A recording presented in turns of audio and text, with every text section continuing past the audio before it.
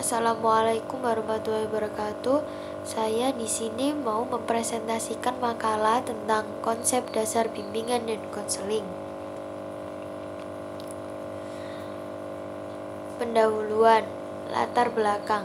Bimbingan konseling merupakan suatu kegiatan bantuan dan tuntunan yang diberikan kepada individu pada umumnya dan siswa pada khususnya di sekolah.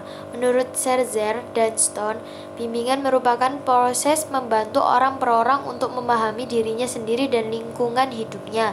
Sedangkan konseling sendiri berasal dari kata Latin consilum yang berarti dengan atau bersama dan mengambil atau memegang. Maka dapat dirumuskan sebagai memegang atau mengambil bersama pada bimbingan dan konseling di Indonesia. Pelayanan konseling dalam sistem pendidikan Indonesia mengalami beberapa perubahan nama. Pada kurikulum 1984 semula disebut bimbingan dan penyuluhan BP. Kemudian pada kurikulum 1994 ganti nama menjadi bimbingan dan konseling. Sampai dengan sekarang, layanan BK sudah mulai dibicarakan di Indonesia sejak tahun 1962. Namun BK baru diresmikan di sekolah di Indonesia sejak diberlakukan kurikulum 1975. Kemudian disempurnakan ke dalam kurikulum 1984 dengan memasukkan bimbingan karir di dalamnya. Perkembangan BK semakin mantap pada tahun 2001 dan sampai saat ini terus berkembang pada bimbingan dan konseling di dunia internasional. Sampai awal abad ke-20 belum ada konselor di sekolah. Pada saat itu pekerjaan-pekerjaan konselor masih ditangani oleh para guru. Gerakan bimbingan di sekolah mulai berkembang sebagai dampak dari revolusi industri dan keragaman latar belakang para siswa yang masuk ke sekolah-sekolah negeri terlepas dari predikat guru bimbingan dan konseling.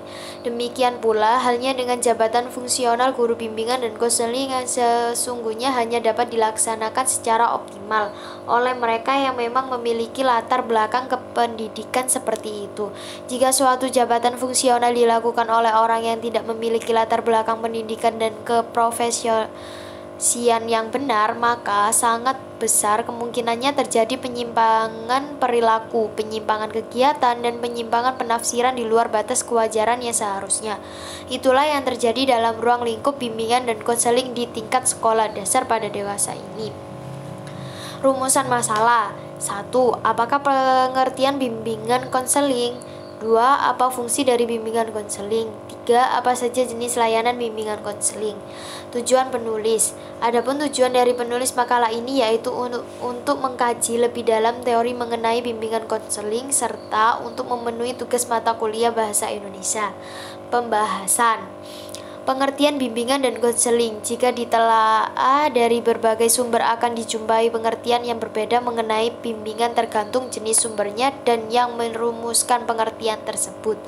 Untuk itulah, agar dapat secara luas dan komprehensif mengetahui definisi bimbingan, penulisan kemukakan beberapa definisi dari para ahli sebagai berikut.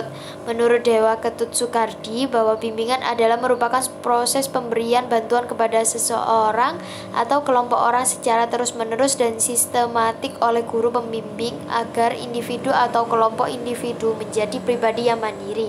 Stop dan Walquist mendefinisikan bahwa bimbingan adalah proses yang terus-menerus dalam membantu perkembangan individu untuk mencapai kemampuannya secara maksimum dalam mengarahkan manfaat sebesar-besarnya bagi dirinya maupun bagi masyarakat. Dari definisi yang telah dikemukakan para ahli di atas merupakan cara pandang yang berbeda-beda dan variasi yang mencolok satu dengan yang lain. Walaupun demikian tetap terdapat unsur dan tujuan yang menunjukkan kesamaan di antaranya sebagai berikut. A. Bimbingan merupakan suatu proses yang berkesinambungan, bukan kegiatan yang seketika atau kebetulan. B. Bimbingan adalah usaha pemberian bantuan atau pertolongan. C. Individu yang dibantu adalah orang-orang dan berbagai usia, baik pria ataupun wanita dalam perseorangan maupun kelompok, dan individu dalam hal yaitu individu yang sedang berkembang. Adapun pengertian konseling berasal dari bahasa Inggris to counsel, yang secara etimologis to give advice, artinya memberi saran dan nasihat. Dalam bukunya, Winkel memaparkan pengertian konseling dikaitkan dengan kata counsel yang diartikan nasihat, anjuran, dan pembicaraan. Dengan demikian, dari pengertian konseling di atas dapat ditarik kesimpulan bahwa konseling diartikan sebagai pemberian saran dan nasihat, pemberian anjuran dalam pembicaraan dengan bertukar pikiran. Kemudian istilah konseling mengalami perkembangan yang dikemukakan dengan berbeda-beda tapi intinya sama. Konseling merupakan suatu hubungan profesional antara seorang konselor terlatih dan seorang klien. Hubungan ini biasanya orang per orang, meskipun seringkali melibatkan lebih dari 2 orang. Meskipun seringkali melibatkan dari 2 orang, hubungan tersebut dirancang untuk membantu para klien memahami dan memperjelaskan pandangan hidupnya dan belajar mencapai tujuan yang ditentukan sendiri melalui pilihan-pilihan yang bermakna dan penyelesaian masalah-masalah emosional atau antar pribadi. Dari pengertian di atas menjelaskan bahwa adanya hubungan yang harmonis antara konselor dan klien yang nantinya tercipta proses yang dirancang atau direncanakan untuk membantu klien membuat pilihan-pilihan dalam mengarahkan masalahnya.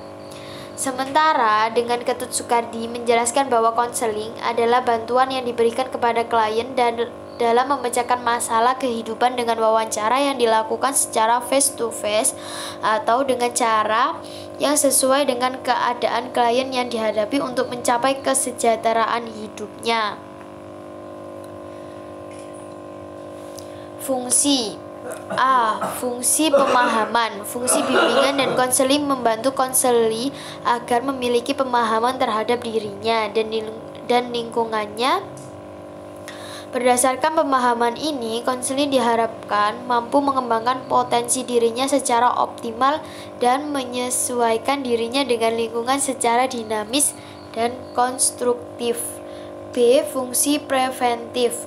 Fungsi yang berkaitan dengan upaya konselor untuk senantiasa mengantisipasi berbagai masalah yang mungkin terjadi dan berupaya untuk mencegahnya supaya tidak dialami oleh konseli. Melalui fungsi ini, konselor memberikan bimbingan kepada konseli tentang cara menghindari diri dari perbuatan atau kegiatan yang membahayakan dirinya.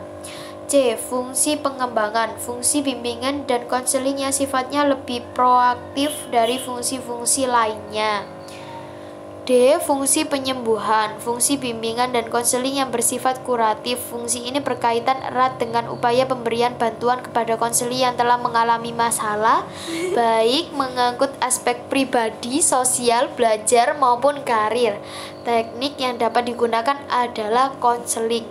E. Fungsi penyaluran. Fungsi bimbingan dan konseling dalam membantu konselor dan personel sekolah atau madrasah lainnya secara sinergi, memiliki kegiatan ekstrakurikuler, jurusan atau program studi, dan menetapkan penguasaan karir atau jabatan yang sesuai dengan minat, bakat, keahlian, dan ciri-ciri kepribadian lainnya.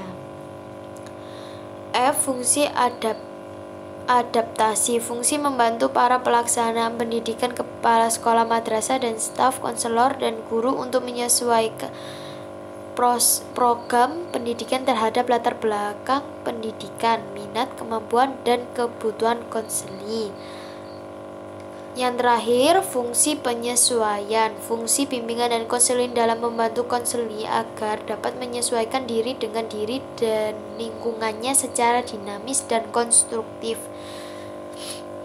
Jenis layanan bimbingan. Untuk memenuhi fungsi dan tujuan bimbingan perlu dilaksanakan berbagai kegiatan layanan bimbingan, diantaranya adalah sebagai berikut. Yang pertama, pelayanan pengumpulan data tentang siswa dan lingkungannya. Pelayanan ini merupakan usaha untuk mengetahui diri individu atau siswa seluas-luasnya beserta latar belakang lingkungannya. Hal ini meliputi aspek-aspek fisik, akademis, kecerdasan, minat, cita-cita, sosial, ekonomi, kepribadian, latar belakang keluarga, dan lainnya. Yang kedua, konseling. Konseling merupakan pelayanan terpenting dalam program bimbingan. Layanan ini memfasilitasi siswa untuk memperoleh bantuan pribadi secara langsung. Yang ketiga, penyajian informasi dan penempatan. Penyajian informasi dalam arti menyajikan keterangan informasi tentang berbagai aspek kehidupan yang diperlukan individu, seperti menyangkut aspek karakteristik dan tugas-tugas perkembangan pribadinya. Sekolah-sekolah lanjutan, bahaya minuman keras, obat-obatan terlarang. Pentingnya menyesuaikan diri dengan norma agama atau nilai-nilai moral yang dijunjung tinggi masyarakat, dan lainnya.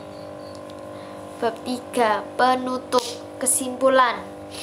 Yang pertama, bimbingan merupakan terjemah dan yang berasal dan bahasa Inggris secara harfiah. Istilah dan akar kata berarti mengarahkan, memandu, mengelola, menyetir. Menurut Croft and Crow, bimbingan adalah bantuan yang diberikan oleh seseorang laki-laki atau perempuan yang memiliki kepribadian yang baik dan pendidikan yang memadai dan terlatih dengan baik kepada individu-individu setiap usia untuk membantu mengatur kegiatan hidupnya sendiri.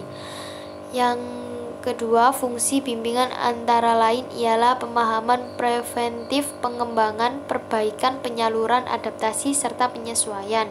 Untuk memenuhi fungsi dan tujuan bimbingan perlu dilaksanakan berbagai kegiatan layanan bantuan. Beberapa jenis layanan bimbingan antara lain pelayanan pengumpulan data tentang siswa dan lingkungannya, konseling, penyajian informasi dan pelayanan, penilaian dan penelitian. Terima kasih.